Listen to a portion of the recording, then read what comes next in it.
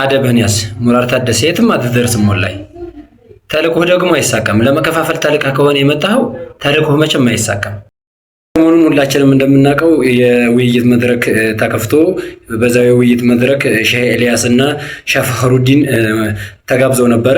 ሼህ ፈኽሩዲን መምጣት ችለው ነበረ፣ መርሃባ ብለው ተቀብለው ነበረ። ሼህ ኤልያስ ያው መቅረብ አልቻሉም ማለት ነው። እንደውም የእሳቸው አጃባሪዎች አንዳንድ አጃባሪዎች እነ ሙራድ ታደሰን ይመስል ማለት ነው አንዳንድ ነገር እየተናገሩ ነበረ። በእነ ሼህ ፈኽሩዲን ላይ መዋሸት ያላደረጉትን አድርገዋል በማለት ብዙ ቪዲዮ እየሰሩባቸው አይቻለሁኝ።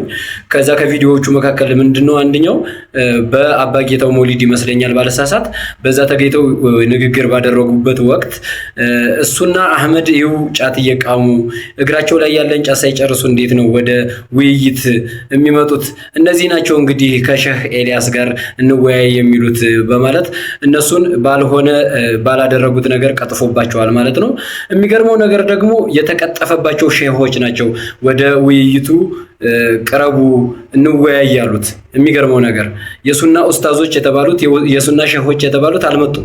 እንደውም አንድ ማስተባበያ ቪዲዮ ሰርቶ ለቀው ነበረ። ሼህ ኤልያስ ተለቆ አይቼዋለሁኝ። የበፊት ይሁን ያሁን ይሁን ባላውቅም ያንን በተመለከተ ቪዲዮ ተለቋል። ቪዲዮ ምንድነው የሚለው ውይይት መደረግ እንደሌለበትና በዚህ በመገናኛ ብዙሃን ወጥተው ወዳልተፈለገ ነገር ኡማውን ይወስዳል ብላችሁ በዚች ማስተባበያ ወዳልተፈለገ ነገር ራሳችሁ እየሄዳችሁ ነው።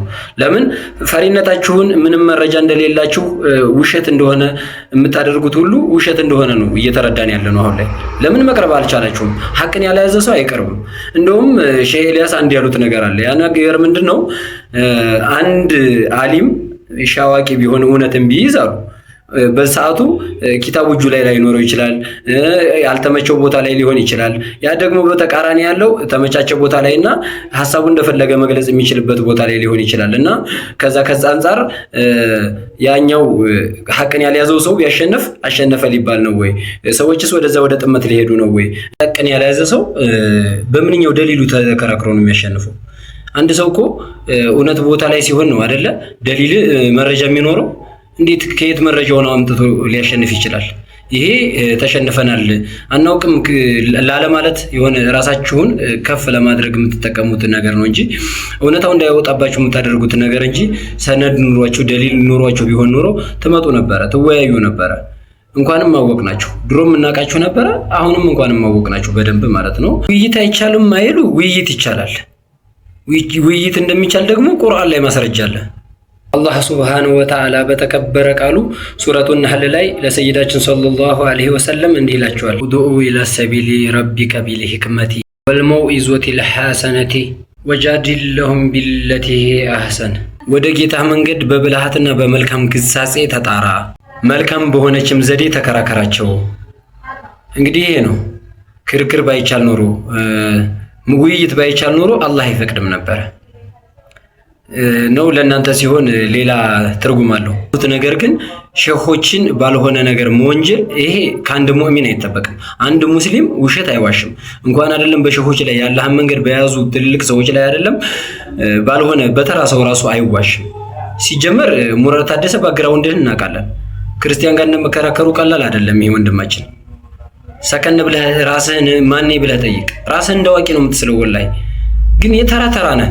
እኔ ቁርአን ሙላ የቀረህ አይመስለኝም። አቅል ያለው ሰው እንደዚህ በዚህ ደረጃ ወርዶ እንደዚህ ሰዎችን አይሳደብም። ከመጀመሪያው ጀምሮ አሁን እኔ ለምሳሌ ሳቀህ በስድብ ነው ማቀ ሚዲያ ላይ በመሳደብ አንድ ቀን ኖርማል አማርኛ ተናገር አታውቅም። ጤነኛ አማርኛ የለህም ጭራሽ። ካፈ ጤነኛ አማርኛ አይወጣም። እናንተ ነህ ኡማውን የምትመራው፣ አንተ ነህ ኡስታዝ የምትባለው። ወላሂ እንኳን ለኡስታዝነት ደረጃ አይደለም ማለት ነው እንደው ለደረስነት ራሱ አትበቃም አንተ። ደረሳ ካንተ አደብ አለው። እንኳን ገና ሊቀራ ቂራት የገባው ደረሳ ካንተ አደብ አለው። በጣም አደብን ያውቃል። አንተ ምንም ማፍህ አልተገራም ገና። ሙራድን ሳይ እንደውም አንድ ታሪክ ነው ትዝ የሚለኝ። የይሁዶች ታሪክ ማለት ነው። ይሁዶች እስልምናን በጦርነት ለማዳከም ሞከሩ፣ አልቻሉም። በገንዘባቸው ሞከሩ፣ አልቻሉም። በእውቀታቸው ሞከሩ፣ አልቻሉም። መጨረሻ ላይ የተጠቀሙ ስልት ምን መሰላችሁ? ተመካከሩና እነሱም መስለም በመግባት ይሄ ሐዲስ እንደዚህ ነው፣ ይሄ ሰነድ እንደዚህ ነው ያላሉትን በማለት በመጨመር ትክክለኛውን መንገድ በመቀነስ ሙስሊም መስለን ገብተን እርስ በራሳቸው ማባላት የሚለው ነበር። ያ ነገር ተሳክቶላቸው እንግዲህ ዛሬ ላለንበት እንደናንተ አይነት ፊትና እንደነ ሙራድ አይነት ፊትና የሆነ ሰው የመጣበት ማለት ነው። እና እኔም ሙራድ የሚመስለኝ ተልኮ የመጣ ፊትና እኔ የሰለመው ሙላ አይመስለኝም። የሆነ ተልኮ ያለው ነው የሚመስለኝ።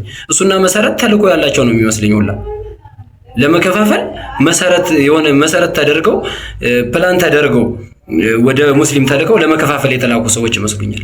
እንኳን አይደለም ኡስታዝ ሊሆኑ ማለት ነው። በጣም ነው የሚገርመኝ። ሰልመው ወደ እስልምና ገቡ። እውቅናን ካገኙ በኋላ ቀጥታ ስድብ ነው የጀመሩት። በቃ ስድብ ነው ያስተማሩት አሁን። እና እነዚህን ሰዎች አንዳንድ ጊዜ ራሳችንን ብንፈትሽ ወደኋላ መለስ ብለን ራሳችንን ብንጠይቅና ወደ ትክክለኛው መንገድ ብንመለስ የተሻለ ነው።